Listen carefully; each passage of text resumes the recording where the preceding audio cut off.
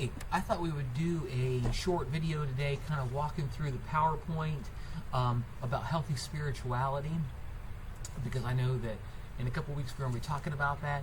So know that I am available to come into class, or if you need me at any point for any questions or anything like that. One of the things I'm going to recommend in the PowerPoint is that you take students over to the chapel to let them see that. I think that would be really, really helpful. So without further ado, let's pull up the PowerPoint and walk through it real quick. And what we're going to argue, or at least support the students in, is the idea that there are some really critical key aspects to healthy spirituality. And the first is going to be gratitude, and then awe, hope, life, peace, service, community, and purpose. Now, probably all of those are going to make real sense to you, but let's walk through them. Just to make sure that we're all on the same page, spirituality has become a huge buzzword in the last 15 or 20 years, especially as so many more Americans, and particularly college students, no longer identify with one religious tradition. What I mean is, 30 years ago, students coming to campus may introduce themselves and say, I'm a Southern Baptist, or I'm a Presbyterian, or I'm a Methodist. But today, college students are very, very hesitant, as a lot of Americans actually are, hesitant about affiliating or joining any group, whether it's the Democratic Party, the Rotary, the Methodist Church, anything. People are hesitant about kind of joining a group. So spirituality is a much more broad term than religion. Of course, religion is the formalized way of practicing with, kind of a set of beliefs or a set of practices, a set of identity, and typically a community. But spirituality, however, is the things that give you meaning and purpose in your life. Now, they can be religious, such as being in that Methodist church, but oftentimes it's outside of organized religion. So think about Tom Brady, the football player. Football is his spirituality. Spirituality is about wholeness and connection to something which is greater than yourself. For most people, this is God, but it can be nature, maybe a justice cause. The very truth of teaching and being a part of a university can be a person's spirituality. So, as we move along, let's think about the foundations of spirituality. And the foundation is gratitude, giving thanks, receiving with a grateful attitude and heart. Now, I have attached a video. It's about 6 minutes long, and it just really looks at life through the lens of gratitude. It does images and videos. It's by a French filmmaker, but I think it's good for conversation, visual stimulation. And some questions to maybe ask your class. Why is gratitude important in their lives? Where do they find it easiest to express gratitude? Where is it the hardest? Who are the people that model that for them? Where do we need to grow? And this would be a really good opportunity to have students write a thank you letter, or a thank you email, or thank you text. Also, we find it's really helpful for students to do thank you cards. This could be somebody that they're thankful for on campus in the last couple weeks that you then could deliver. If you don't know all the people that on campus, you can always use housing. Let's say one of your students makes an individual note for a fellow student. You can always, housing can help you get that to the student. Also, would encourage you, this would be a moment maybe students could color pages of gratitude for somebody, but also encourage students to think about a gratitude journal. Now, a gratitude journal can be done on the phone. There's plenty of cool apps for that, but lots of times that's a literal journal that students are going to write in. Now, a lot of people have argued that a gratitude journal would be helpful every day. Scientists tell us that maybe it's not the best every day. Really just kind of writing a couple times a week would be best. But when you do use that and go through that, the gratitude journal is really helpful when you're listing in depth the things that you really are grateful for. So, and here's a couple things from Dr. Emmons, who says, in your journal, don't just go through the motions, but look for depth. Really become personal in it. And sometimes you can think about, as you generate gratitude, what would your life be like without particular blessings? So maybe an exercise with your students of thinking about what their life would be like without the opportunities they've been given. Also, here is an example of a gratitude journal. So feel free to, Sage Grayson down there is the source for this. You can print some stuff off their website. And this is a really helpful way, and maybe print this off and have students do this in class, right? Of course, maybe you invite your students for the 30-day gratitude challenge. This could work into an assignment where they reflect on what it feels like to do these 30 days. Day one is, of course, what they're thankful for about their family, and then their health, and right. So these are some ideas. Argument is healthy spirituality starts from a grateful place. Okay, receiving things as a gift. Okay. Now, this would be a moment where you could really start talking about two different ways of spirituality. Extrinsic spirituality are people who are doing things for reward. Maybe they go to church for what they can get from it. They pray for things that they can get. They're always seeking their own personal benefit. But we find out that is not supportive, particularly when it comes to like working through depression and anxiety. Actually, it's intrinsic spirituality that is beneficial. What I mean is spirituality that brings peace but impacts others. You go into a community setting because you seek to help and serve. You're praying for the power to be able to help.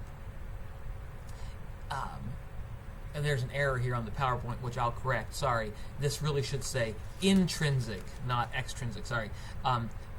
And we'll maybe correct that right now. Let's do that so there's no confusion.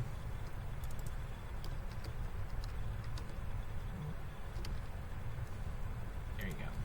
Now, and this would be a moment that could be helpful to think about a scripture from the Bible. Do nothing out of selfish ambition or conceit, but in humility consider others as more important than yourselves. Right? It's a life of gratitude that focuses on other people. Now, the second aspect of healthy spirituality is awe. This is wonder, amazement, feeling overwhelmed with grandeur, the image of the Grand Canyon. Now, I provided a short video. What it does is it starts from like a farming field, and it moves out all the way through space to try to give students a sense of awe. The great thing about awe, which is kind of undersold in our culture, is that it helps people become less tied to material things, and it helps students focus on experiences. So rather than stuff, it's experiences. And it really helps support humility, right? You and I have all had these moments when you've looked at the stars and we've realized the smallness of ourselves. Not in a negative way, but we have a sense of the grandeur and the wonder, but also the ability of putting our problems and allowing them to be a little smaller than what they feel like in the moment. Also, awe really helps us with mystery. So often when we think about religion, we come into religion trying to check every box and get everything answered. But a really healthy spirituality allows for mystery, allows for question, allows for things not to be completely checked off in boxes, because there are some things we don't understand and we have to pursue in a holy way of living out our lives and allowing the answers to really evolve. Awe also invites us to learn more. So when we think about in sacred stories, whether it's the Quran or the Bible, people who encounter Allah or God and are stunned into silence or reverence. This is what awe does. This would be a great moment to have a conversation in class about what leads students to awe and wonder. Have they had a moment of awe? This would be a really good time to break students up into groups and have them share stories of where they felt the vastness or the grandness of something. Also, to really encourage students to think about looking at the stars and nature, because nature can be a really helpful way to help students connect with awe. Okay? The next thing is hope. And hope is obviously desperately needed in our world today. Almost all of our students are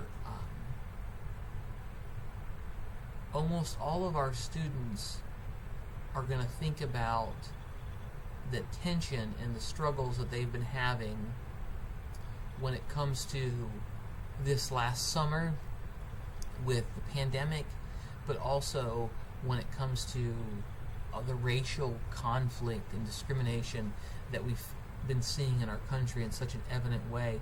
Right now, people are so on edge, and they're fighting with one another, and they're battling with each other, whether it's on social media, whether it's cancel culture. Right now, students need hope in a very deep way.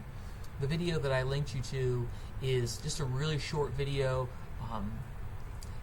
from Rick Warren, a pastor in Southern California, and he's talking about what really is hope and why is it so necessary. Hope, of course, is a positive spiritual practice. It helps us go through difficult times, but it needs to be learned, right? So as we think about hope, how do we increase our hope? Again, a video on increasing your hope, and great time to have a conversation with students about what gives them hope. Where have they found it before? Maybe a difficult moment. I think this would be a good time to break students up into pairs and to have them do some research on ideas on how to increase hope, and then come back and share in a larger group. But a couple other ideas that they can do. This kind of idea of having, walk past 10 people and smile and see about positive encounters. Also, to look up random acts of kindness and beauty. These are some really great ideas for hope.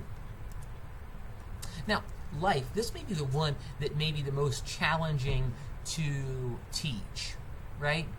And a short video about life. And what I mean by it is this, is that we think about Mr. Rogers, for example. When the United States, again, was going through a painful time of religious conversation and just horrible discrimination, Mr. Rogers led the way of meeting people in a humanized, supportive, loving way with this great episode where he and the police officer shared together the swimming pool, right? Because interracial swimming was so controversial, and Mr. Rogers was promoting humanity, and he was promoting a consistent image of life. You can't promote one person's life without another. And today we think about the tension of when we say Black Lives Matter, and of course someone's going to say, well, what about blue lives, or what about the unborn? And really what we're arguing here is, in the Catholic tradition, what's called a seamless garment of life. It's a consistent ethic of life. It's living for and in a way that is not seeing these ideas as competitive. So, for example, I can proudly say that Black Lives Matter, but that's not an indictment of individual police officers, or it's not an individual indictment of the role of justice, right? Because we believe it is just to say that Black Lives Matter. But also, let's think about less theoretical and think practically. Let's think about how we use our words, and particularly the people in our lives.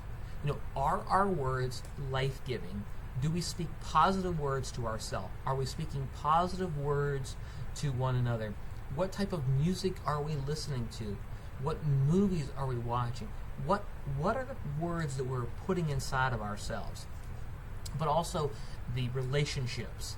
The relationships we have, I don't mean just, boyfriend or girlfriend, but family, friends. Are these people life-giving or are they life-depleting? Also, when it comes to our own sense of self, are we working towards the benefit of others or only for ourselves? How are we investing our time? Is it in things that really do breathe life? How about our health? Do we have balance? This would be a good moment for students to individually write down on themselves on a piece of paper something in their life that is currently happening that does not promote life. Whether it's a relationship, a habit, some kind of social media or music or whatever it is that they're using that doesn't promote life, and what's it going to take to remove it? What do they need supportive, or what kind of support do they need to remove that? Now, another aspect is peace and peacemaking. And in your video, it's going to talk about peace. This is, and the peace one I think is from the Dalai Lama, so it's about a 20-minute video. And peace, of course, can come from feeling right with God, but a lot of times peace comes when we are right with other people. This is a moment to really connect the idea that all religions are going to say to have right relationship with God, we have to have right standing with people. And this could be a great moment to introduce what's called the Serenity Prayer that many of you know. But also, peace and peacemaking does not mean that life is going to be without conflict. So often we think that conflict is anti-peace. But actually, when we do the work of peace and peacemaking, this will actually many times lead to conflict, because there are such things as healthy conflict. Coming back to what's going on in our country right now, when we think about race relations, there are some deep moments of conflict. Street activity, people intensely talking with one another, but this is really helpful because we're beginning to address the issue. Now, another thing that's important as we talk about peace and peacemaking is that it seeks to honor the other and really works against cancel culture. This may be a time where you want to talk about someone like Mahatma Gandhi or Dr. Martin Luther King Jr. Both of these peace activists and deeply religious persons believed that you could not embarrass the enemy, you could not cancel the enemy, and you could not destroy the enemy. The goal was to include the enemy, embrace the enemy, make peace with the enemy by the conversion of the heart. The biggest challenge with this part of our spirituality is the idea that peace supports healthy decisions, but particularly boundaries. What I mean by it is students' individual power and abilities to control their feelings and also to say no. Sometimes the greatest moments of peace is when we say no to that unhealthy family member, the loved one we have who's struggling with addiction. Peace never seeks to harm another person. It's never an option. This is a really important moment to share with our students. And this would be a good time to reflect maybe as a large group and talk about what are obstacles to peace, what holds us back. We can think globally or nationally about issues of war and justice, but also, right now with 18 to 22-year-old students, what is causing such lack of peace, and what are the obstacles to receive it? I think this would be a great classroom dialogue about that issue. Of course, let's think about service and compassion. Service and compassion, of course, some years ago, we showed the movie The Starfish Throwers, to first-year students, The Starfish Throwers is a movie that highlights a man in Minnesota who literally is spending his life serving the homeless with meals every night and socks. It's a young woman in the suburbs of Atlanta who is growing food for her community, and a man in India who created wonderful meals. He was a culinary guy, a chef, and created meals for the homeless, the mentally ill, the outcast, and then he created a home for persons. So that's a great movie. If you're looking at an assignment, students could watch that and then dialogue on it. We found it really effective. But when we think about service or compassion, for me, those are interchangeable words, right? We cannot be compassionate without service, and in our service is defined by compassion.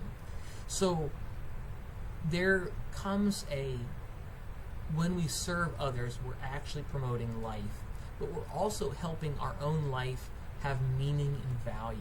For many of our students who feel lost, they don't know really what they're supposed to be doing with their lives, they discover the way through serving other people. That's where they learn about themselves.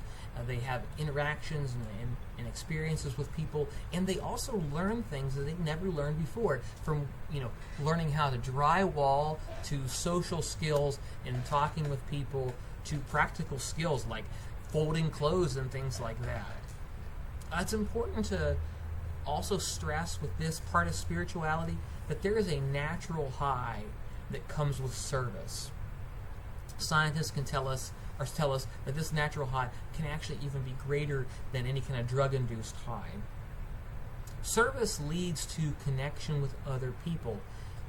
Thinking about people or students on campus who may feel alienated or isolated or alone, serving with another group of people, they then, that's where they get other people's numbers, they get a part of groups, because when we sweat together, we grow together.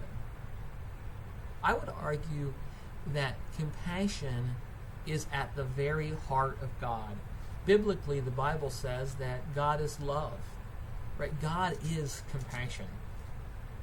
And also, I would argue, and I think it's really important to have this honest dialogue with students, is that you cannot live a life of satisfaction unless you are living beyond yourselves. So many people feel anxiety and depression when they're living for themselves, because it leads to this reality that I'm also the end-all be-all, and I really have to I'm the only one who can solve my problems. But really, compassion helps us become intertwined with other people, and as we're serving, we realize that we are not alone, that we are not the end-all be-all, that there's a greater world and community that seeks to include us and love us. So even if service feels like it's always other-focused, there really is a benefit to ourselves in this whole process. A great example of this would be maybe to highlight and talk about Dorothy Day. Dorothy Day, she was an American Catholic, started a program called the Catholic Workers, and she said, I don't know how to love God except by loving the poor. I don't know how to serve God except by serving the poor. Here within this great city of 9 million people, we must in this neighborhood, on this street, and in this parish, regain a sense of community, which is the basis for peace in this world. Dorothy Day was this great peace activist, worked for the poor, worked for the marginalized, literally spent herself for other people, and in the midst of her own struggles, this is where she found a sense of purpose and meaning and peace. So she's a really great example of an average person who served in a much greater, bigger way.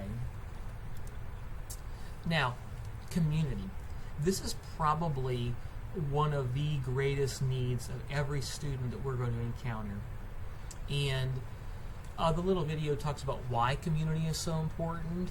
This would be a good moment to encourage students to think about being in a church or to join a club or organization. Even NA or AA that supports persons with addictions is a great community. Thinking about their team as a community, and having a conversation about who your people are. Right? Which communities are you naturally affiliated with? So think about family, think about team, think about, dorm floor, think about class, and then ask them, the communities that they're currently in, do they have the aspects of a healthy community? And here we have the list right there of some things that make up healthy community. And the other challenge, which would be really helpful, is maybe to have a classroom discussion on, are there things that are lacking on campus or in our community about community? Do people feel disconnected and alone? And if so, come up with a brainstorming session on how students feel like things could change. Namely, let's start from any times that they've had healthy community. Where have they had healthy community, and what did they believe were the aspects or the qualities of that? What made that unique and special? And then how can that be replicated? Or what can we learn from that healthy community that now can be shared on this campus community? Also, purpose. And in the video, you will find out where it discusses purpose. I have included from a website ways for people to connect. It's a great exercise. This would be a great thing to have students pull up and do some reflection on how to find their own purpose. And what I mean by that is people who are living with intentionality. I mean, for myself, that's given by God. God calls us to maybe not particular jobs, but passions, skills, and this is a way for us to know ourselves. But for me, purpose cannot be ultimately discovered until we also listen and hear what are the needs of our world. So I think about here in this community. If I am called to be here, my call here must be tied to what are the needs of our community. But also purpose, and I think this is important to have a conversation with our students, is to think about, as they look at their own lives, the 18, 20 years that they've lived so far, what are unique things about their life that prepare them to best serve and help other people? Right? So I think about my own life. Part of my journey in life so far has been to help accompany those who are sick and dying. Well, that came at a very early age. When at 18, my best friend was diagnosed with cancer and then would die at 21. That 18 to 21 accompaniment with my best friend dying with cancer led to a space in my own life, awareness and insight, but also sensitivity to persons who are sick and dying. So that led to a purpose of being a hospice chaplain, which then positioned me to be in the community to become a university chaplain, right? So my life has been lived for some of that purpose, right, of supporting people in their need. So this would be a great time for you to personally share your own sense of call or your own sense of purpose with your students. Tell them, why do you teach? Why do you work at the university? Why do you do what you do? Why do you have a family? Why do you, whatever it is. But share a little bit of your heart to help bond. And then maybe students can share back, come up with a purpose statement. Something that is Twitter worthy, kind of 240 characters or less, and to try to talk through this about their own sense of purpose. And here are, this is my favorite quote about purpose. It comes from Friedrich Buechner. The place God calls us, or calls you to, is where your deep gladness and the world's deep hunger meet. I love that. Right? Your own personality, the desires of your life, plus the needs of the world together. That's our purpose. And then, of course, some hallmarks of spiritual people: volunteering and donating, meditation, community, prayer. These are things you can talk to your students about.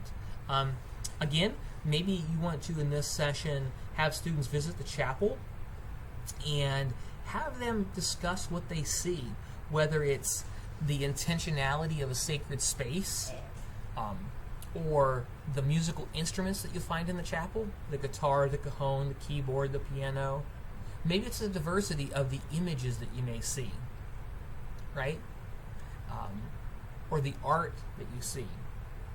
Maybe it's the quiet, the chill of the space, or the books and the learning on the shelves. Maybe have students walk around the room and pick out an image that speaks to them and share why that is. Or simply allow them to sit in silence for 2 or 3 minutes, looking around the room, and then ask them to share what speaks to them about the room and why. I think that can create a really healthy, interesting dialogue.